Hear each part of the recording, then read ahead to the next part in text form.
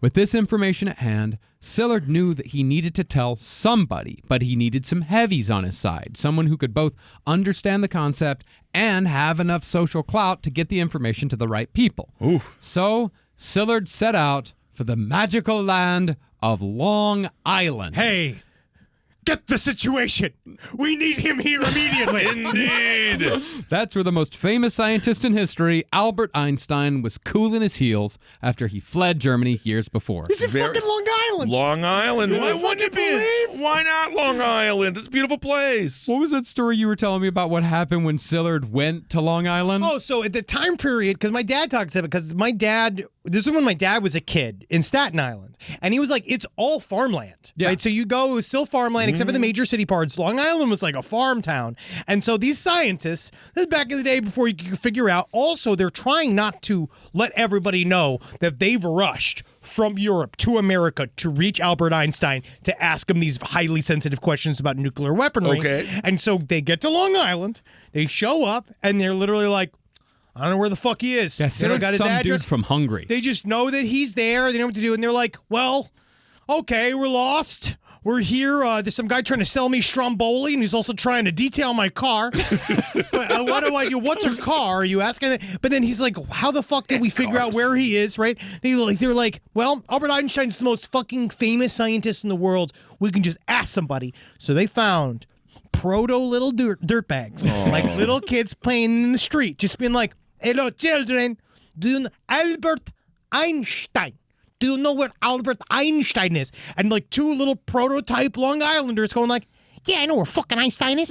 Come on, get this way. And so they followed two kids to go find Albert Einstein, and then they just found him just in the most daffy scientist way, where he showed up and he was like washing his pants. So he was in his underwear and his shirt, like outside, being like, "Hi, welcome." He invented the most pinnacle Long Island thing on the face of the planet, which is washing the stoop. Yeah. Literally just wash in, the stoop.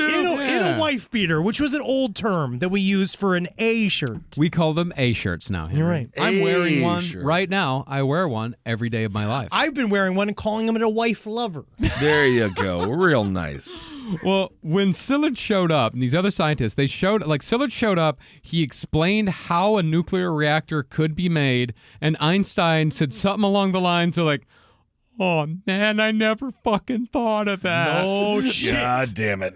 Literally, because he kind of, because again, positive aspects, theoretical aspects too. And this is all building on Einstein's work. It's just kind of excited about these concepts now because, it's interesting. Imagine if we found out that, not to be anything, and some people might say it, that true crime comedy podcasting was one of the most devastating forces on the face of the planet.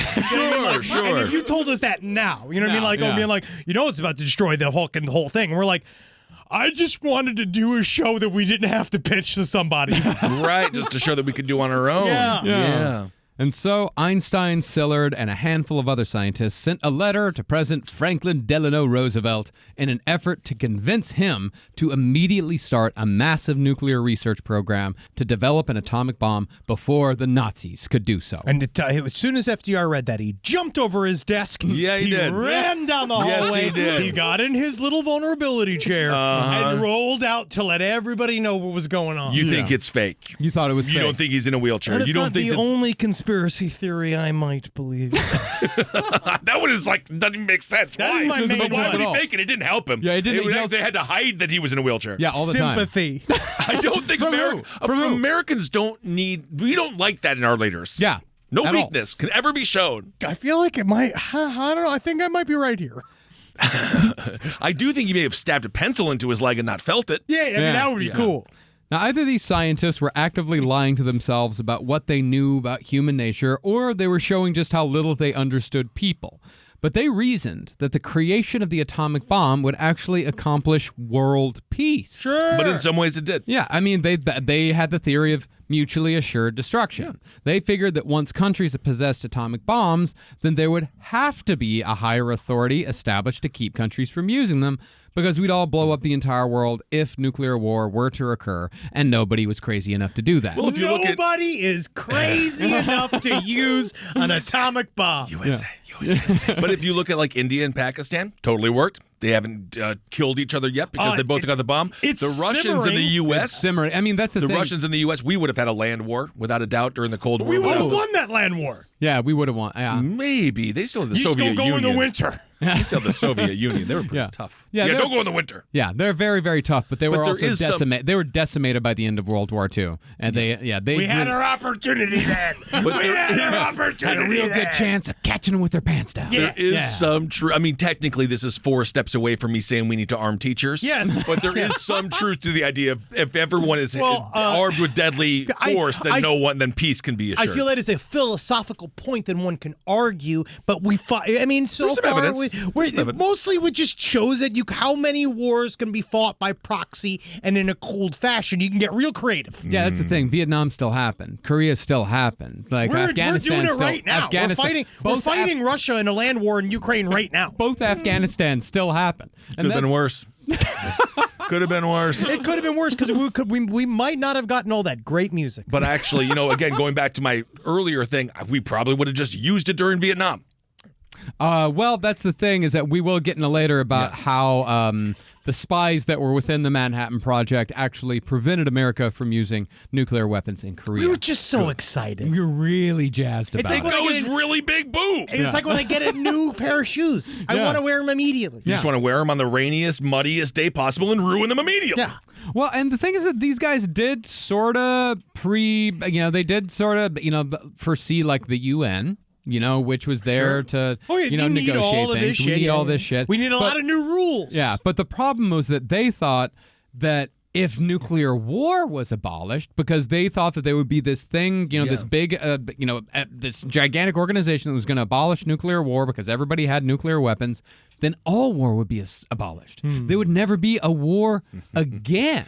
Little do they know biological warfare is so fun. Never go to war again. Never go to war again. But that's the thing, is that they thought that they were harbingers of peace. They thought that by creating the nuclear war, it would usher in the age of science. And that's the thing. Yeah. Sadly, this is the exact same thought Alfred Nobel had when he invented dynamite. Yeah, It was the dynamite. he thought this exact same thing. It's And almost like they didn't learn the lesson. They didn't even finish Mount Rushmore. It's also the same argument that was made by the tech utopians of the 90s who created the second most dangerous weapon born in the 20th century, the internet. Yeah. I thought you were going to say the Hot Pocket. I would say it's just a weapon at dinner time. Yeah, that's very true. But no matter how naive these physicists were, the creation of the nuclear program started sounding pretty damn good to FDR as summer turned to fall in 1939. Yes, you just see him acting like Martin Short in that fantastic when his Clifford? No, I'm so sorry. What was the what's the TV show? Only Murders in With the family. Arrested Development. Never shake a body. Yeah. Just see FDR like Martin Short in Arrested Development, where he's like, "Pick my legs up on the desk. I've got something to say." Yeah, I feel like I would have Dragon, toss me. Ah! Well, in September of 1939, Hitler kicked off World War II. He invaded Poland, and he was soon giving speeches saying that the Nazis would soon have access to a weapon that no country could defend against. What's that day like?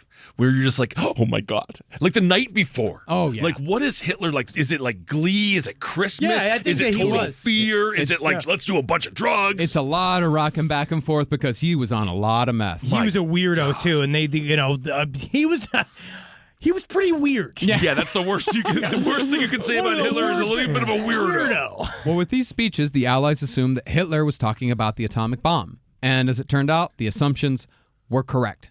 2 weeks after the invasion of Poland, Hitler summoned a handful of German physicists to a secret conference in Berlin. There, they were given the task of developing an atomic bomb for the Third Reich. And they dubbed this group, they gave it the goofiest fucking name in the world. They called it the Uranium Club. Yeah, it sounds like they opened up for Duran Duran in the 80s. It sounds like a shitty after-school science fair. Hate it. But Really, it sounds like the place where kids who get bullied a lot just have to go for an hour after school for the bullies to leave. Oh, yeah. It's a hiding place. But Werner Heisenberg also, these guys all got the ability to not go to the war. Yeah.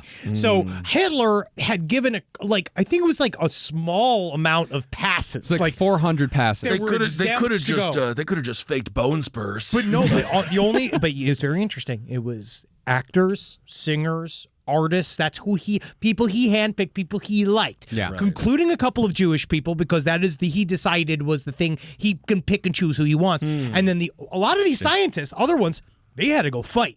They literally had to go get guns, and they were drafted and forced to go. This group, though, which is also very appealing to Heisenberg, because one of his biggest fears during this whole time was, please don't send me to war. Yeah, please don't send me to war. That's rational. Oh, yeah, because he didn't want to go, but honestly, technically, at the time, it makes you a pussy. Now I understand it, but during World War II, it made you a pussy.